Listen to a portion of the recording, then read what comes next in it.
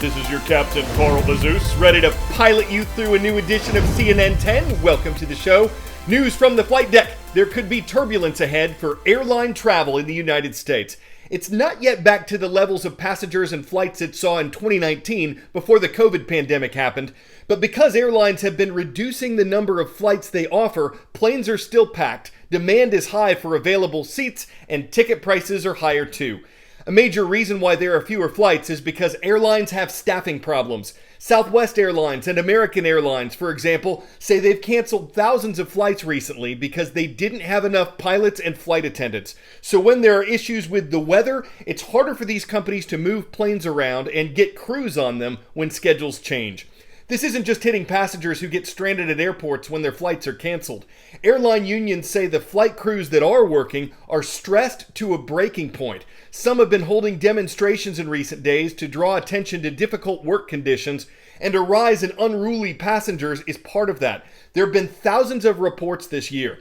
The U.S. government has investigated 950 of them so far. In 2019, it investigated 146. The Federal Aviation Administration says most of the problems are disputes over wearing masks. The U.S. government requires airline passengers to do that. Some of them don't want to. The government is also requiring millions of American workers to get a COVID vaccine. Some airline industry analysts say that could make staffing shortages worse if unvaccinated crew members are unable to fly or if they quit their jobs to avoid getting a vaccine. The CEO of Southwest Airlines says his company may provide exemptions for medical or religious reasons to keep crews in the air. All of this is going on as the holidays approach, and airline travel is expected to increase in America, so more canceled flights may be on the horizon.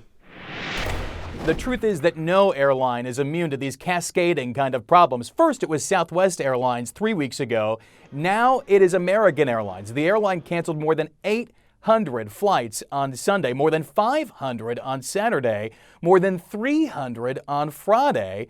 That means about 1 in every 10 American Airlines flights were canceled over that 3-day period. But American says the problems all really began on Thursday when bad weather and high winds hit its biggest hub at Dallas-Fort Worth. That led to a chain reaction of cancellations, leaving planes and crews out of position. American COO David Seymour sent a letter to the entire airline saying that they wanted to build certainty into the operation, so it started proactively canceling flights. But that left thousands of people stranded in long lines at airports across the country. I'm sure it's terrible for a lot of people. They have places to be and family to be with, and as do I. I have to go to work tomorrow, so.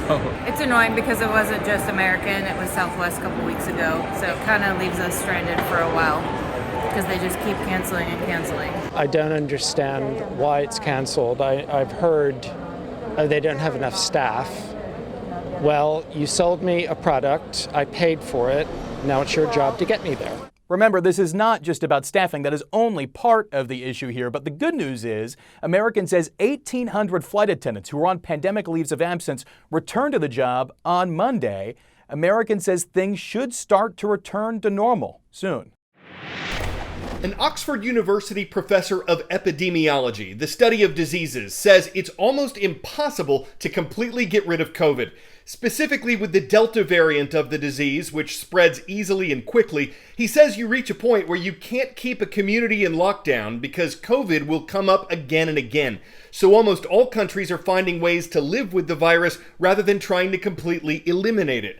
China is not one of those countries. This is where COVID-19 was first identified 2 years ago, and the nation has closed borders, required quarantines, and instituted citywide lockdowns when people do test positive. The nation's prevention measures can turn on a dime. Crowds dancing at Disneyland on Sunday evening to celebrate Halloween, Shanghai style. But just a few hours later, a COVID fright, forcing the resort into temporary lockdown. The scene is a bit scary, you could hear one man narrating on social media. A large team of medical workers in hazmat suits, not costumes, descending on the theme park, tasked with testing each and every guest and employee. Nearly 34,000 people by mid-Monday. The radio announcement asked all the people to stop, one woman said. This man unsure how long they would be trapped in the park. Once tested, visitors and workers were shuttled back to their homes and hotels using more than 200 buses. They're now required to self-isolate and undergo multiple COVID-19 tests in the next 2 weeks. All of this because of one confirmed COVID-19 case from a nearby province. Officials say she visited the park Saturday. This is Shanghai Disneyland's first COVID-related closure since May 2020, when it became the first major theme park to reopen amidst the pandemic. These are very clear. We visited the park as it started implementing what were then new and seemingly strict procedures. Everything from social distancing to sanitation stations to digital contact tracing of guests. Changes the rest of the world quickly adopted. But other countries are reopening borders and relaxing COVID restrictions. Places like Australia and Thailand learning to live with COVID. But not China. Officials here in Shanghai and across this country are determined to stick to their zero-tolerance approach. One case is one too many. And if you think Shanghai Disney's shutdown sounds extreme, that's nothing compared to what's happening in other parts of China. An entire city in southeastern China's Jiangxi province coming to a stop. Officials temporarily turning all the traffic lights to red because of just one confirmed case. Mass testing and lockdowns in other parts of the country. And last week, 2 Beijing-bound high-speed trains halted mid-journey. Hundreds tested and isolated after officials found close contacts of one confirmed case on board. As China prepares to host the Winter Olympic Games in 3 months, extreme containment measures are not likely to ease. But if there's one magical place to spend a few hours locked down, Shanghai Disneyland might just be it. The resort going ahead with their planned fireworks and light show, as thousands were being tested, adding a spectacular backdrop to the government's narrative of its winning COVID strategy. David Culver, CNN, Shanghai.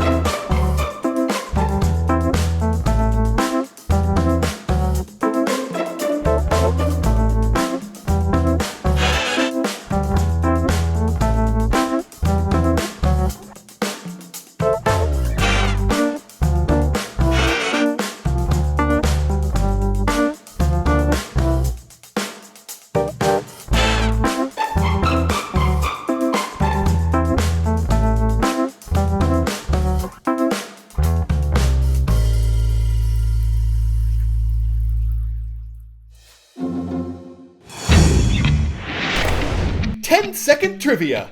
Who gave the Aurora Borealis its name? Galileo, Copernicus, Kepler, or Cassini? It was the astronomer Galileo who came up with the name in the early 1600s.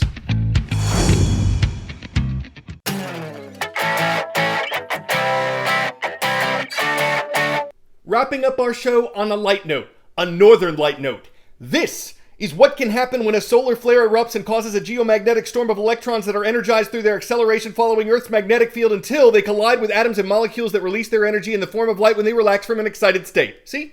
Because of a solar flare, the northern lights were visible in more places than usual over the weekend.